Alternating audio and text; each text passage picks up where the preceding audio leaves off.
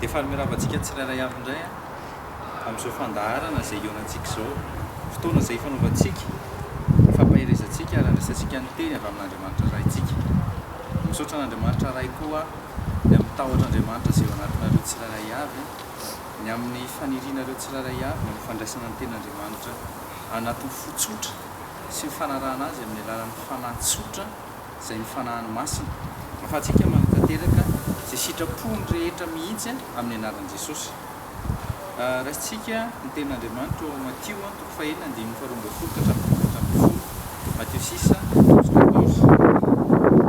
Io dihinantsika tsara mihitsy hoe mivavaka izay nampianarin'i Jesosy hoe rehefa mivavaka nareo dia ataovy hoe izy tsy miteny hoe avereny izao vavaka izao fa izy hoe manaova tahaka izao zany hoe nampianatra vavaka anankiray izy izay vavaka complet tokony arahan'ny kristiana tokony arahan'ny disiplanina Jesosy fa tsy hoe vavaka averina akory le izy fa vavaka averina le izy dia ho hitantsika eto amin'ity izay vavaka nampianarin'i Jesosy any apôstôly dia lasa fahazarana ary lasa tsy misy vokatra eo amin'ny fiainan'ny zanak'Andriamanitra zany le izy satria lasa mpilivava fotsiny raha somba vonao Matthieu toko fahaenina andininy faharoa ambin'ny folo ka hatramin'ny fahaefatra ambin'ny folo sy fahadimy ambin'ny folo mihitsy aza ozy ny ten'Andriamanitra vavaka nataon'i Jesosy anaran'i Jesosy ary mamelany elokay tahaka ny namelanay izay meloka taminay dia ny andininy fahaefatra ambin'ny folo sy fahaefatra ambin'ny folo sy fahadimy ambin'ny folo fa raha mamela amin'ny fahadisoan'ny olona nareo dia mba amelanareo kosa ny ranareo izay mandamitra fa raha tsy mamela amin'ny fahadisoan'ny olona nareo dia tsy amela ny fahadisoanareo ny rainareo vavaka arytsika no an'ny teny raina sarobidy avy amin'i Jesosy Kristy tompo misaotra sy mankasitraka anao zahay ny amin'izany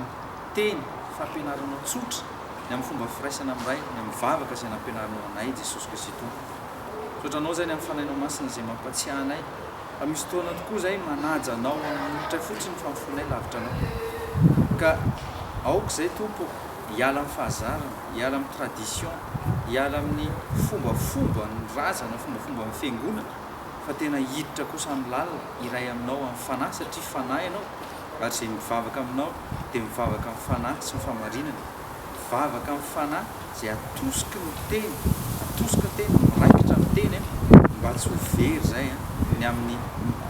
hery sy fahefana izay azonay ao anatin'izay firaisana aminao izay ray misaotra indrindra amin'ny teny izay nomenao anay misaotra indrindra fanahy masina fiasanao ny olona izay mandray ny fandaharana androany ny azo fikaily mission ary mantoko feno zay fa mampijoro ianao ary manangana mpianatra ary mampijoro andreo izay marary manasitrana andreo marary manafaka andreo izay voageja ary manasitrana ny folondreo izay mety lotika andreo izay fo izay mety maratra ihany koa tompo amin'ity fandaharana androany ity izay momba ny fifamelan-keloka izay momba ny fitiavana dia ianao ny andradranay satria ianao le Andriamanitra fitiavana ary ny fitiavana anao dia namela heloka ianao izay fitiavana zao izao amin'ny anaran'i Jesosy amen. Hitantsika teo tsara mihitsy le izy hoe mamelana elokay izy tahaka ny namelana izay meloka taminay kristiana rehefa manao mivavaka io dia tena hita mihitsy fa mpilivava satria na ao anatin'ny fivoriana ny assemblée des saints dia be da be mihitsy manao kibay akelika aitsika gasy tsara mihitsy hoe kibay akelika tsy misy fifankatiavana koa fa dia misy fifankalana misy lolo-po ao anaty ary izay lolo-po izay nefany dia mitarika amertume ao anatin'ny folon'ny olona anankiray dia le ame lasa tourmenté foana lasa sosotra foana feno fahasorenana foana anyka tsy afaka miaso eo amin'ny fiainan'olona mihitsy tsy afaka mitahanao mihitsy Andriamanitra satria ny elokao ary ny elokafa tsy mba esorinao teto dia mazava be mihitsy ny tenin'i Jesosy ozy izy mamela ny elokay tahaka ny namelanay izay meloka taminay zany hoe ny famelantsika ny eloka ireo izay nahatohana antsika izay meloka tamintsika dia tahaka izay ihany koa nanaovan'Andriamanitra matetika ny olona dia mijanona eo amin'ny verset 13 amin'ny Matthieu 6 io kanefa ny tena tiako milaza aminareo androany fa verset 14 sy verset 15 tena important be mihitsy satria nalainy jesosy indray le verset 12 ary nataony miditra bebe kokoa izy hoe fa raha mamela amin'ny fahadisoan'ny olona ianareo dia mba hamelanareo kosa nirainareo izay any an-danitra zany hoe zay le sabatra roa lely sady manindrona ny hafa ianao manindrona ny sady manindrona ny hafa manindrona ny hafa dia fa raha tsy mamela amin'ny fahadisoan'ny olona ianareo dia tsy hamela ny fahadisoanareo izy zany nirainareo raha tsy mamela amin'ny fahadisoan'ny olona ianareo dia tsy hamela ny fahadisoanareo ny rainareo. Meny Jesosy iny tsika, meny Jesosy ny fanahintsika ary io fanahy io raha io fanahy io no meny Jesosy ao anatinao dia satria izy tahaka izao ny fitiavan'Andriamanitra izao tontolo izao meny ny zanan'ilay tokana mba tsy ho very izay rehetra mino azy ary toy izao ny fitiavan'Andriamanitra toy izao ny fitiavan'Andriamanitra izao toy izao izy no meny ny zanan'ilay tokana fa raha tapiny amin'ny fitiavana dia pirofo fa mamela heloka pirofo fa mamela heloka ianao ny ahafantarana fa mpianatra ianareo izy izy dia ny fifankatiavanareo ary ny fifamelanareo heloka ihany koa. Misy fotoana paterana ny tany an' Jesosy hoe fa ahoana ary zany ahoana ny tena tokony hamelako heloka ahoana ny tena tokony hamelako heloka Jesosy dia mazava be ny teny Jesosy fa impiry moa zany ny tokony hamela heloka Jesosy dia ozy izy Jesosy matsy ny Petera impito fotsiny aveo izy Petera dia izy Jesosy impito amin'ny fitopolo fito zany hoe raha mbola misy fotoana ahafahanao hamelana heloka dia mamela heloka meny ianao mivava saina meny ianao mivava saina meny ianao mifanahy masina ary raha tena io fanahy masina marina ny miasa ao anatinao tena miteny ianao raha mbola misy tsy famelan-keloka ao anatinao tsy mbola voafaitotra ary tena olana sady mamoto tena ihany koa satria izao teny Jesosy amelana heloka tahaka ny amelanay zay meloka taminay meny Jesosy ane zay profim-pitiavan'izay satria izao ianao fony mbola tsy nahafantatra ny Jesosy akory dia ina zavatra antrany namela ny heloka ao izy namela ny heloka ao izy mazava be ilay tenin'Andriamanitra ao amin'ny marka 7 verset marka 2 verset 7 azafady marka 2 verset 7 ozy izy rehefa niteny Jesosy hoe eo amin'ny marka 2 verset 5 à 7 ary Jesosy no nahita amin'ny fonondrozy izy dia nanao tamin'ilay maratra palisisa hoe anaka ovela ny heloka ao dia memenina ny mpanoran-danàna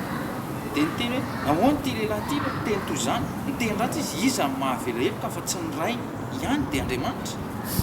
hitanareo lay izy meny Jesosy antsika mihitsy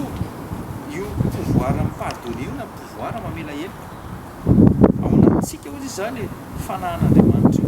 ary io fanahy io dia mamela heloka foana na tianao na tsy tianao dia mamela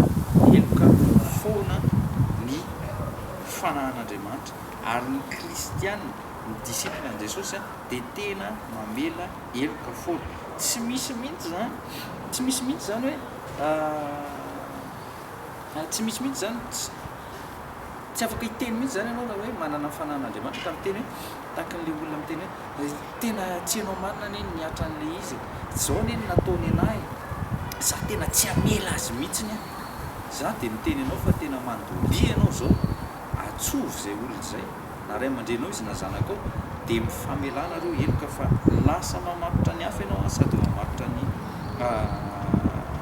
tenanao ihany koa satria ny ray ny famelanao heloka dia nomena Andriamanitra anao mena ianao mivava saina ary mena ianao zay pouvoir liesy ny delie zay niza fezinareo ty ambony tany ninina fezinareo ty ambony tany dia fezina any an-danitra ninina vahanareo ty ambony tany dia vahana any an-danitra ary zao koa nitenen'i Jesosy na elokiza ny vahanareo ty ambony tany fafanareo ty ambony tany dia voafafa any an-danitra ary na elokiza ny tsy avelanareo ihany koa izy izy dia maneno tsy avela koa any an-danitra any ka misaintsaina ary zanak'Andriamanitra isany misaintsaina ary ny zavatra efa nataonareo inona efa vitantsika tsara ve zany zavatra zany tadidio ny zavatra nitrangy tamin'i Jesosy nifantsika teo amin'ny hazo fijaliana nisy mpangalatra izy mpamono olona teto amin'ny viany sy tato amin'ny vanana. Tonga avany ny fariseusy sadiseo dia niteny ratsy tany Jesosy. Mino anao zay fa hainao tokoa ny Mesia, fa zao izy manaova miracle anankiray. Midina ianao teo satria ianao voafatsika ny tongotrao, voafatsika ny tananao, dia ino anao zay izy dia akohaka aminao. Dia zao ny zavatra navalin'i Jesosy. Raha eo mamelany elony fa tsy fantan'izay atao. Raha eo mamelany elony fa tsy fantan'izay atao. Hitanao, ny olona zany zay nanao meloka taminao tsy fantany tokory izay atao satria ao anatin'ny fahatezerana izy, ao anatin'ny fahasosorana izy, mety manamely, mety tezitra aminao izy, fa ianao mahafantatra fa tsy ny Satana no ambadik'ilay zavatra. Satana no ambadik'ilay fahasorenana. Dia inona tokony ataonao? Mamela ny eloka ireny olona ireny ianao. Na manao fanini izy na tsy manao fananina, mamela ny eloky ny hafa. Ary za dia teny anareo eto fa tsy ny kristiana sy ny kristiana ihany no tokony famela, fa indrindrandrindra ny kristiana tokony hamela zao toy izao ihany koa, tahaka ny tiavan'i Jesosy, tahaka ny tiavan'ny Ray izay nanome an'i Jesosy toy izao tiavan'Andriamanitra zao toy izao nomeny ny zanany vatokana mba tsy ho very izay rehetra mino azy fa hanana fiainana mandrakizay. Tianao voavonjy ny voazahanao, tianao voavonjy ny koleginao any am-piasana, tianao voavonjy ny zanakao, ny ray aman-dreninao, mamela ny elo. Aza mitana lolo-po amin'ny ray aman-dreny zany, aza mitana lolo-po amin'ny zanakao zany, aza mitana lolo-po amin'ny hafa zany. Diova fo, sambatra madio-po fa izy nahita an'Andriamanitra. Ianao no mety hatramin'izay ianao nitady an'Andriamanitra nefa ny fonao feno amertume, feno doute, feno crainte, feno an'izay fahasosorana izay, tsy adio mihitsy ny fonao raha tsy mamela ny eloka ny olona iny ianao. Dia hamela ny eloka koa Andriamanitra dia ahita azy ianao sambatra madio-po fa izy nahita an'Andriamanitra. Matthieu 5 verset 8. Ao amin'ny Jaona voalohany toko voalohany 5 ka hatramin'ny 10 dia izao no tenenin'i Jesosy.